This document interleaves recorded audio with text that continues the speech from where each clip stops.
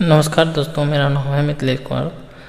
हम आपको इस वीडियो में आज बताने वाले हैं केंद्रीय चयन पार्षद सिपाही भर्ती बिहार की तरफ से एक नोटिफिकेशन जारी किया गया जो कि कंप्यूटर ऑपरेटर के रूप में बहाली निकाली गई है। ये टोटल सीट होने वाली है 993 सीट है। इसका क्या क्या प्रोटेक्शन में नोटिस में दिया गया है इसका देखेंगे पूरा प्रोसेस। चलिए दोस्तों स्टार्ट करते हैं वीडियो। देखिए, विज्ञापन संख्या है 2/2026 और बिहार पुलिस में सिपाही प्रचालक के पद पर नियुक्ति हेतु सूचना है। इसका ऑनलाइन आवेदन पत्र भरने की प्रक्रिया दिनांक दिया गया है 1/3/2026 से प्रारंभ होगी और ऑनलाइन आवेदन पत्र प्राप्त की अंतिम तिथि है 31/3/2026। इसमें कहा गया है, देखते हैं आगे। केंद्रीय चयन पार्षद सिपाही भर्ती के बिहार पुलिस दूरसंचार वितंतु एवं तकनीकी राजपत्रित स्वयंवर्ग में सिपाही प्रचालक पद पर चयन हेतु सामान्य प्रशासन विभाग सरकार के पत्रांक 23 नियुक्ति 1/5/2025 15/530 और दिनांक दिया गया है 21/8/2025। ठीक, और रिक्त के बारे में हम पढ़ते हैं। टोटल सीट कितना है।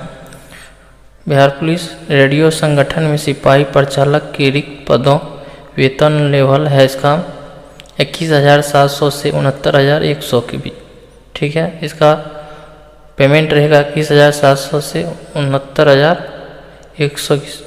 टोटल सीट दी गई है 993। ठीक, 993, जिसका आरक्षण कोटिवार विवरण निम्न प्रकार है। कौन सी कैटेगरी की कितना सीट है सारा चीज़ में बताया गया है। गैर आरक्षित जनरल के लिए दिया गया आरक्षण कोटि में है 1, पदों की संख्या 408 और बिहार मूल निवासी महिलाओं के लिए क्षैतिज आरक्षण है 143। ठीक है, EWS के लिए है, कोड दिया गया है 7, पदों की संख्या 99 है EWS में और महिला के लिए 35। अनुसूचित जाति SC के लिए है 157 सीट, महिलाओं के लिए इसमें 55 सीट दी गई है।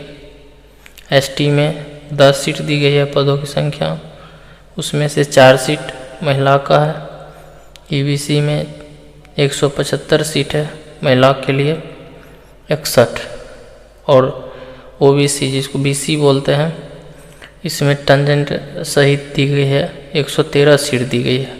OBC के लिए 113 सीट टोटल दी गई है, इसमें से 40 सीट जो है आपको महिला के दी गई है। ठीक है,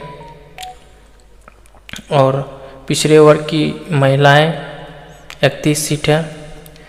इस तरह कुल मिला के 993 सीट होता है और 338 सीट महिला का है होगा इसमें से 993 में से। स्तंभ एवं चौस की संख्या 4 स्तंभ में सम्मिलित है। इसका नोट दी गई है। लिखित परीक्षा के पूर्व अदाई प्राधिकार से प्राप्त नई अधिसूचना को भी शामिल किया जा सकता है तथा अथवा संशोधन होने पे पदों की संख्या बढ़ एवं घट भी सकती है। यह स्पष्ट कर दिया है यहाँ पे। सूचना संशोधन होने पर पदों की संख्या घट एवं बढ़ सकती है। ठीक है,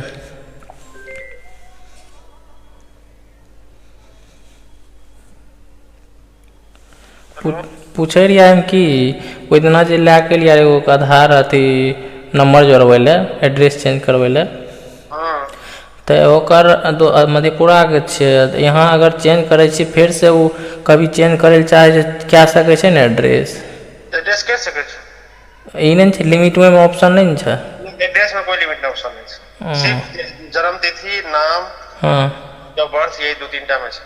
अच्छा ठीक छे, तब होय छे तब लाके वो परसों फिंगर अपडेट छे ना। फिंगर अपडेट छे, खाली मोबाइल नंबर जोड़ना छे और एड्रेस चेंज करना छे। ठीक है, तो फिंगर अपडेट है तब ले, नहीं तब ले। हाँ सब चीज ठीक है। ठीक।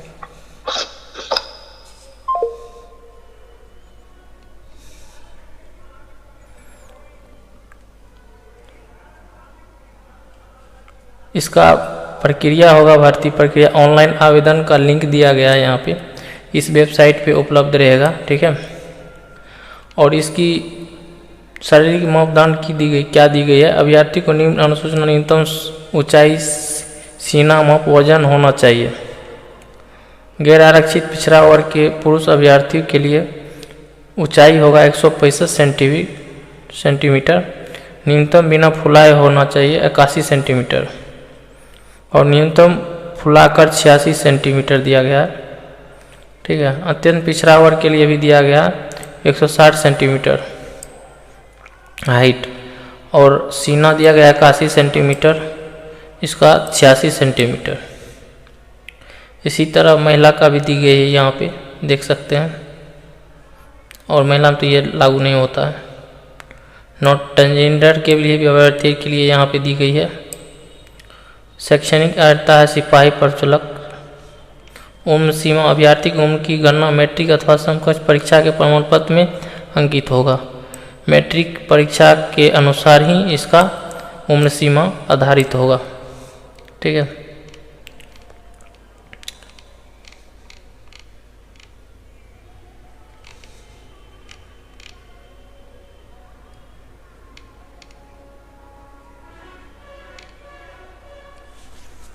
आपको चयन के लिए इसमें क्या क्या प्रक्रिया दी गई है। चयन के लिए परीक्षा संचालन, सिपाही पद पर चयन प्रक्रिया के निम्न चरण होंगे।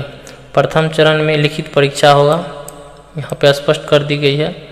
प्रथम चरण में लिखित परीक्षा, आवेदन पत्र के संग्रह के उपरांत आवेदन पत्र की समीक्षा की जाएगी एवं जिन अभ्यर्थी के आवेदन पत्र सही पाए जाएंगे उनके लिए लिखित परीक्षा का आयोजन किया जाएगा।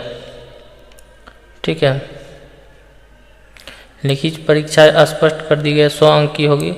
2 घंटों की एक प्रश्न पत्र में 100 प्रश्न होंगे, जिसमें प्रत्येक सही उत्तर के लिए 1 अंक दिए जाएंगे। परीक्षा OMR शीट आधारित होगा। OMR शीट उत्तर परीक्षा 2 पंक्तियों में होगी, जिसमें से एक प्रति अदृश्य कार्बन प्रति के रूप में पार्षद के अंतिम चरण प्रसूचित होने के पश्चात एक तक सुरक्षित रखी जाएगी। उसके बाद दूसरा चरण है, लिखित परीक्षा में 30% से कम अंक प्राप्त होने वाले शारीरिक दक्षता परीक्षा के लिए असफल घोषित किए जाएंगे। द्वितीय चरण, उसका द्वितीय चरण PT होगा, जिसको शारीरिक दक्षता होगा। लिखित परीक्षा के आधार पर पात्र उम्मीदवार को निश्चित अनुपात में शारीरिक दक्षता पात्र के लिए बुलाए जाएंगे।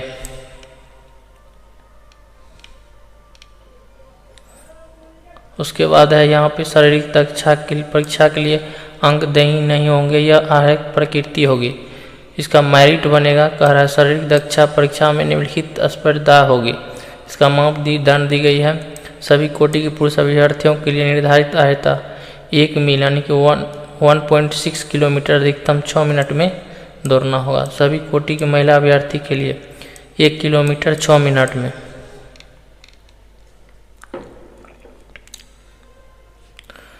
अभ्यर्थियों को शारीरिक दक्षता में निम्नलिखित परीक्षा में उत्तीर्ण होना आवश्यक है।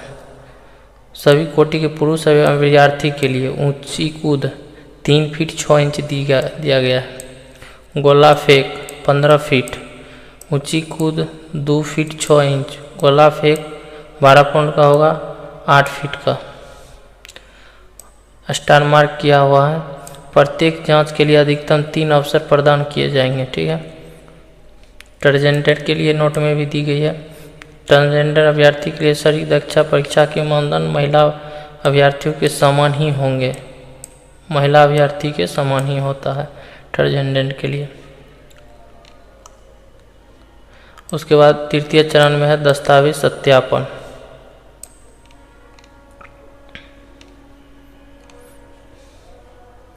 अप्लाई के लिए आप वैध फोटो युक्त पहचान पत्र जैसे आधार कार्ड, ड्राइवरी लाइसेंस, मतदान पहचान पत्र आदि, जन्म तिथि प्रमाण पत्र, मैट्रिक समकक्ष सर्टिफिकेट एवं अंक प्रमाण पत्र की मूल प्रति,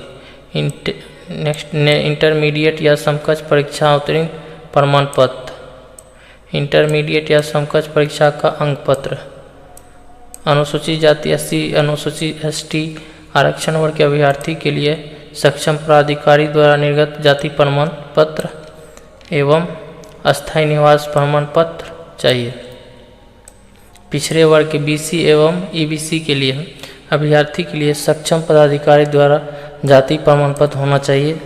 अस्थायी निवास प्रमाण पत्र, जिसको निवास प्रमाण पत्र, सक्षम पदाधिकारी द्वारा निर्गत क्रीमिलियर सहित प्रमाण पत्र, non creamy layer certificate NCL certificate. विगत 1 वर्ष से पूर्व का निर्गत क्रीमिलियर रहित प्रमाण पत्र होने पर सामान्य प्रशासन विभाग बिहार सरकार प्रपत्र संख्या अतना 15440 15/12/2017 के अनुसार विहित प्रपत्र फॉर्म अतना में घोषणा भी संलग्न करना अनिवार्य होगा। स्वतंत्रता सेनानी के आश्रित FW अभ्यर्थी के लिए आर्थिक रूप से कमजोर वर्ग EWS अभ्यर्थी के लिए यहाँ पे सारा मानदंड दी गई है। सक्षम पदाधिकारी 2024-25 के लिए बिहार सरकार की सूचना संख्या अतना 26/2/2019 के साथ संलग्न अनुसूचित प्रपत्र 2 में निर्गत प्रमाण पत्र एवं अस्थायी आवास प्रमाण पत्र होना चाहिए। इसका मेधा सूची कैसे बनेगा, इसके देखते हैं। मेधा सूची का गठन लिखित परीक्षा में प्राप्त अंकों के आधार पर रिक्तियों के अनुरूप आरक्षण कोटिवार किया जाएगा। लिखित परीक्षा में 2 या 2 से अधिक अभ्यर्थी के समान अंक प्राप्त करने की दिशा में मेधा सूची में उनके स्थान पर अवधारणा उनकी जन्म तिथि के आधार पर किया जाएगा। यहाँ पे स्पष्ट कर दी गई है। जो इसका मेधा सूची बनेगा लिखित परीक्षा के अनुसार ही बनेगा, ना कि दौड़ पे, फिजिकल पे, ठीक है। अर्थात उम्र में वरीय अभ्यर्थी मेधा क्रम में ऊपर रहेंगे। समान अंक प्राप्त करने वाले एवं समान जन्म तिथि वाले 2 या 2 से अधिक अभ्यर्थी की दशा में मेधा सूची में उनके स्थान व अवधारणा उनकी शैक्षणिक योग्यता के आधार पर किया जाएगा। अर्थात तुलनात्मक दृष्टि से अधिक शैक्षणिक योग्यताधारी अभ्यर्थी मेधा क्रम में ऊपर रहेंगे, ठीक है, स्पष्ट कर दिया है। पूरक अनुशंसन अभ्यर्थी को योगदान नहीं करने के कारण विज्ञापन के अधीन रिक्त पदों पर नियुक्ति करने हेतु पुलिस महानिदेशक बिहार के अनुरोध पे पार्षद द्वारा पूरक अनुशंसा सूची 6 माह तक निर्गत की जाएगी। 6 माह की अवधि की गणना मेधा सूची के प्रकाशन अंतिम परीक्षा परिणाम के तिथि से की जाएगी। नियुक्ति प्राधिकार बिहार पुलिस में सिपाही परिषद पद के नियुक्ति प्राधिकार वितंतु है।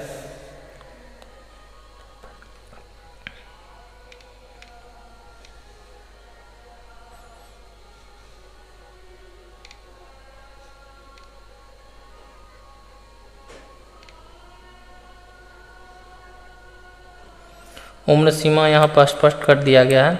न्यूनतम उम्र के लिए दिनांक 1/8/2026 न्यूनतम, ठीक है। जिस स्टूडेंट का न्यूनतम उम्र 1/8/2026 होगा और अधिकतम उम्र जो है इसमें बिहार पुलिस में सिपाही पद पर नियुक्ति के लिए बिहार सरकार की प्रपत्र संख्या इतना 28/1/2026 द्वारा बिहार पुलिस रेडियो 993 5 वर्ष की छूट प्रदान करने के निर्णय लिया गया। तदलोकांक में 1/8/2021 तदलोकन में शैक्षणिक अर्हता के लिए दिनांक 31/3/2026 आवेदन समर्पण की अंतिम तिथि है।